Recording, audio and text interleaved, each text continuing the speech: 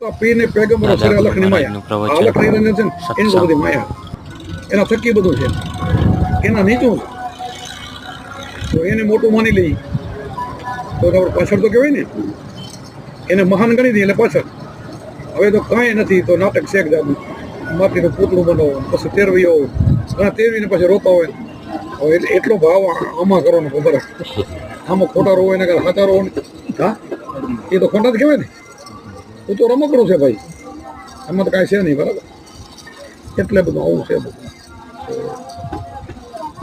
અંધશ્રદ્ધાથી દૂર રહેવું. આપણે સંતો કઢાય એક નહીં હજારો સંતો લાગત કઢાય.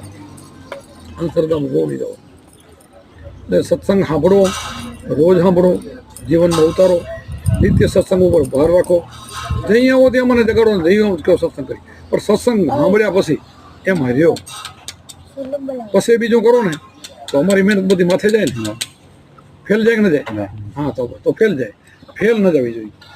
આ બધી મહેનત છે ને દરી દરીને ઢાંકણી બુજરાવું ન થવું. એટલે આવું પરિપક્વ ધીરે ધીરે થવું થઈ જાય તો જ મેળ ઉતરે ને. આપણે બધું જે કાંઈ પરબ કરી શીખવા પડતો હોય, ગાડી શીખવી નથી આવડતી તો પ્લેન નામ કરી એમાં કીધું કે હાલે ક્યાંક સબી જાય. પછી તો આપણે નથી એમ એક હાથે હલાવતો એમ શીખી ગયા પછી તો હાલવી જોઈએ ને.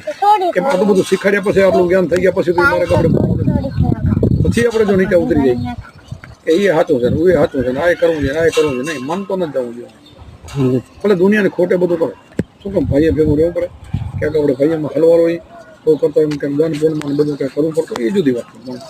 નિરાલ લઈને કરો, નિરાલ અલગ થઈ. અમારે